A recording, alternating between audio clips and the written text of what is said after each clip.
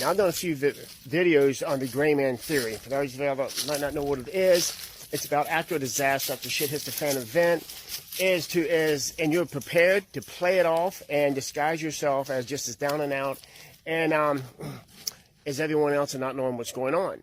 But what if there's a situation where you do want to bring your neighbors in, you don't want to play the gray man, which I'm not going to be doing. If shit hits the fan event should happen, my group and I are going to reach out. When they get here, we're going to reach out and update the neighbors, get them in on what's happening, and hopefully to establish a much larger community. Also, we're going to be talking about how to set up perimeters. Now, don't get me wrong, this isn't going to be Burke work, anything like that, because once shit hits the fan, our rules go out the window.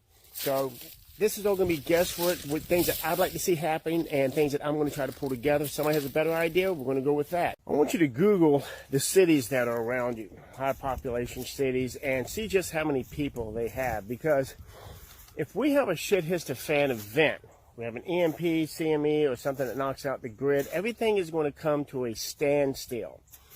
Nothing's going to move. Within 48 hours, maybe sooner, rioters will start ripping into the stores because police presence will be non-existent.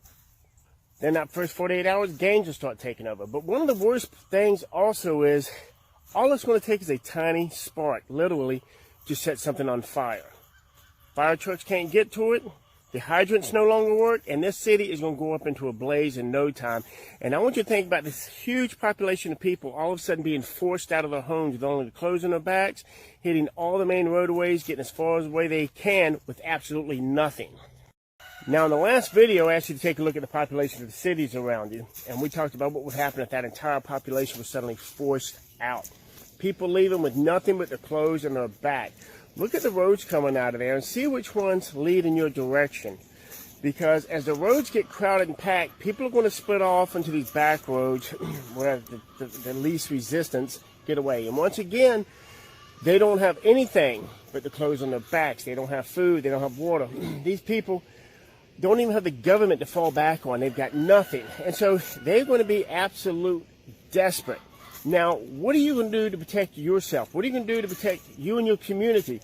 Whether it be apartment complex, trailer park, because people are going to be so desperate, they're going to be coming to you begging for help, if not even trying to take what you have. One of the biggest things about being prepared is knowledge.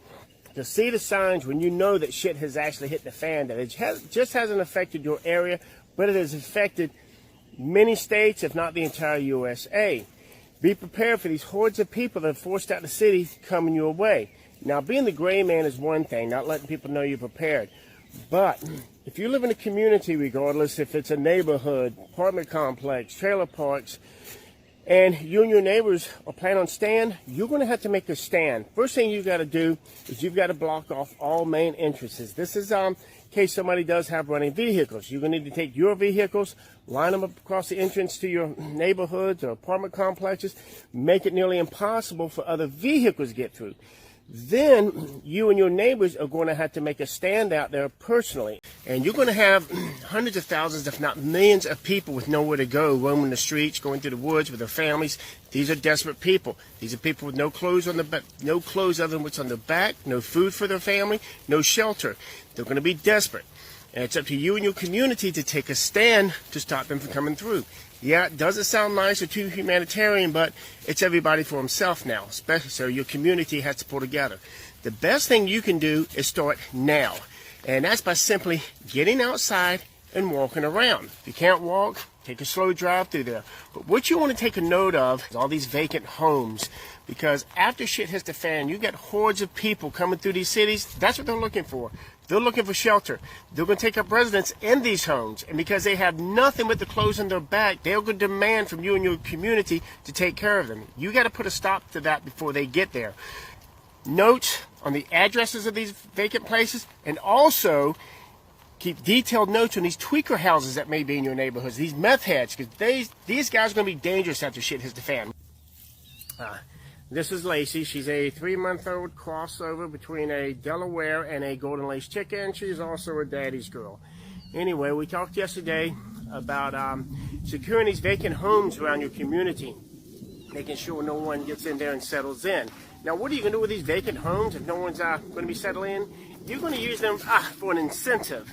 And that is, your community is going to need other people like doctors, farmers, things like this. And if they're passing through looking for a place to go, these homes, empty homes, an incentive to move them in so that you'll have these people as part of your community as well.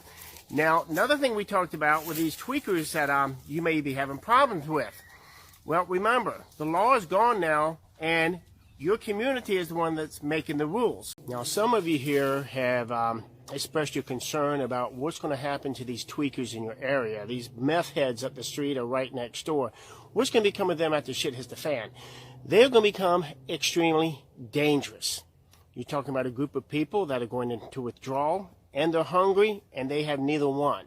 You're going to need to come up with a plan before shit hits the fan on how to deal with these people. How are you going to deal with them? That's up to you and your community. That's up to you and your spouse, your neighbor, the people that are concerned about it. Y'all need to come up with a plan now, because as you watch this video, these tweakers, they already have a plan in place of what they're going to do once things go south, when shit hits the fan, believe it or not. They do.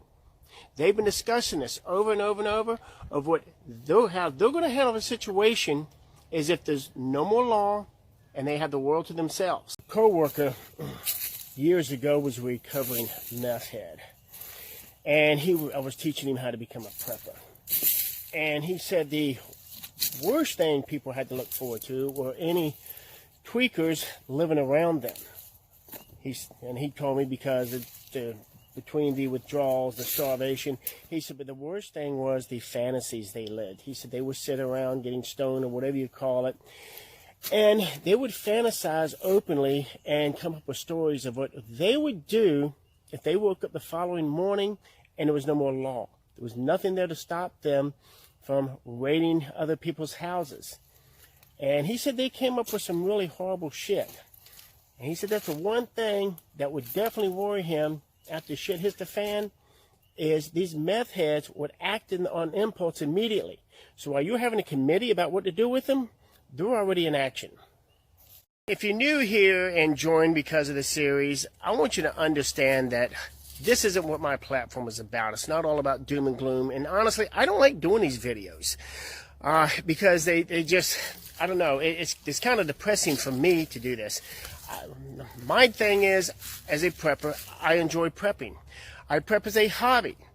And I love teaching people how to prep out of convenience, not because of doom and gloom. How to prep for everyday life's events.